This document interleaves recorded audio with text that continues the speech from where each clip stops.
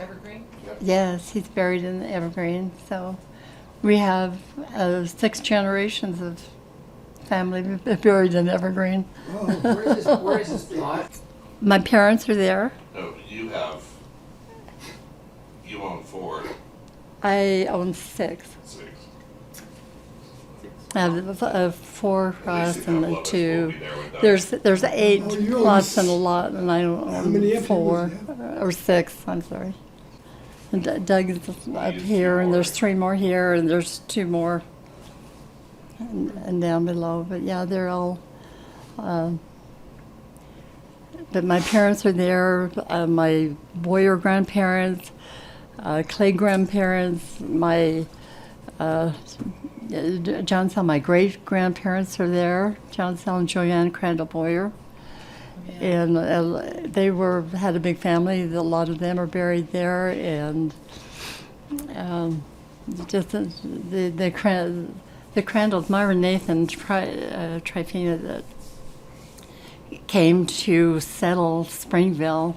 Brigham Young sent 8 families from Salt Lake to come down. It had been scouted out, but Brigham Young sent them down to settled, and they settled down on Hobble Creek where was fresh water and that. So they were in the Crandalls were one of the first families to come into Springville.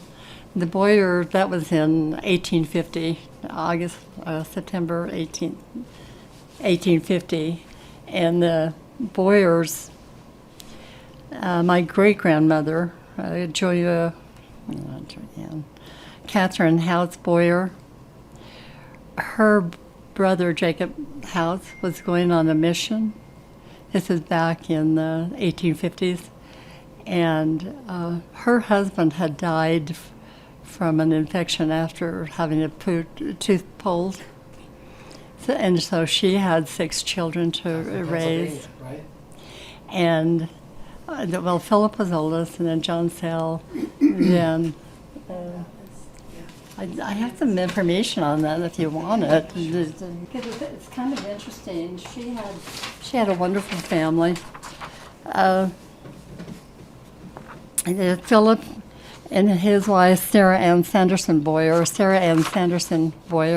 went to the women's suffrage movement in Washington, D.C. in 1918, 1919. And they had the Boyer Hotel here in town. They did that for years. John Sal, my great-grandfather, was married to Joanne Crandall. And Myron's brother, Delos, he was, I've got it right here. Paul Delos won many awards for his work in how enzymes work and release energy to make the body work. He won the Nobel, the Pfizer Award in enzyme chemistry, Guggenheim Fellow and Seaborg Medal and Tolman Award for his work in how enzymes work in the body. So these are Catherine's grandchildren I'm talking about. Francis Christian Boyer, he married Callista and Perry, and one of their children was Trifina Roselta Boyer, and she married Joseph Anderson, and their child Verda Anderson married Rulin Hawkins Rasband. So that's the elder Rasband is a cousin. Emma Elizabeth, she was at Huntington, and they were some library people here in town. Barbara Burgetta, she died, and she's buried in Pennsylvania. Lydia Melita married Don Carlos Johnson, who was the son of Aaron Johnson, who was the founder of, it was the company that came west and settled Springville.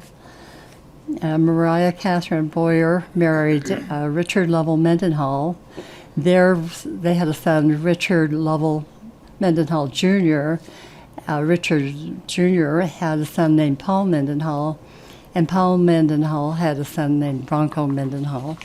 So that's some of the interesting tidbits that are about Catherine's grandchildren.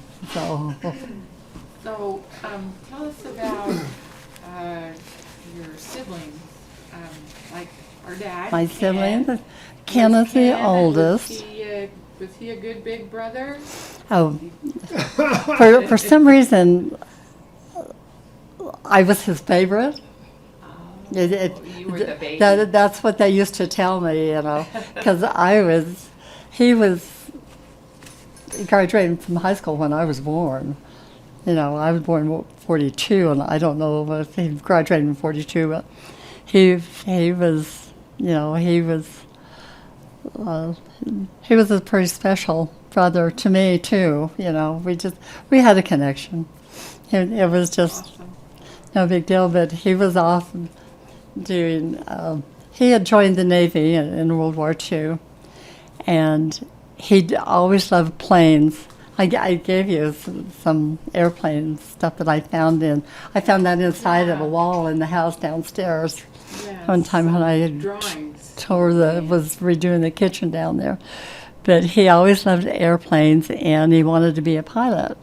And he did become a pilot, private, but he wanted to be a pilot in the Navy, but his eyes were not good enough.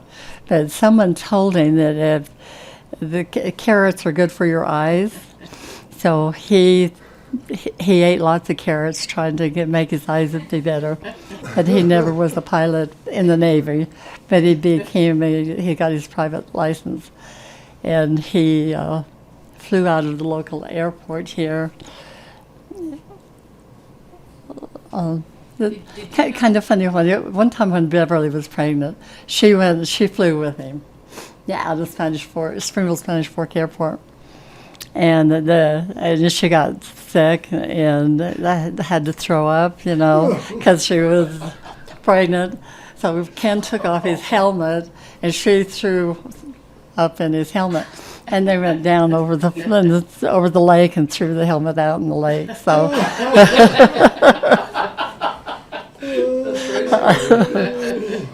I don't know if this is the kind of stuff you want to hear, but it's the stuff that popped in my mind. It's like, yeah. But Didn't they own a home just up the street? Did Ken own a house on the corner of the street? oh, it was down where the service station is down here. After Ken and Bonnie married, Do you know how they got together? I don't know how they got together. I don't know how they met or anything. All I've ever heard was that he was over in Spanish Fork, and she was walking down the street, and they just started talking. They met, and They met. and the chemistry was Yeah. good, and Yeah. yeah. So you not too I together. don't know about any of the dating part, Okay. but after they married, they had an apartment down on Main Street, Yeah. and I remember going down to that apartment on Main Street after you were born, and seeing the new baby. You were the first grandbaby.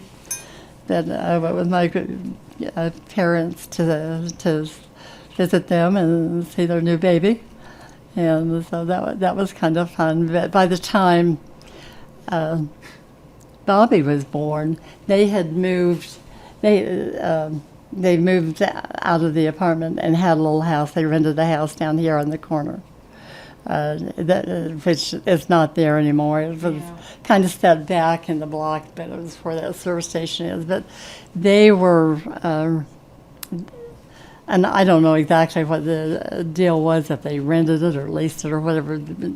They had a restaurant downtown, and that's where he had tried working for Geneva, but he didn't like Geneva. He didn't like the constantly changing shift work. That was hard for him. Oh. At least this is what I heard. So I don't, he might have a different story. He probably does, but that's why he quit working at Geneva, and they leased or rented this cafe downtown. It was called the Toot and Tell 'em. I think, and that's Is that where on the old road? it's on the second south, goes like by the across the cannery? street from the senior center. It's not on Main Street, just off Main Street. Oh, okay. But that's where I saw the first French fry maker in my life, was in the back of that restaurant.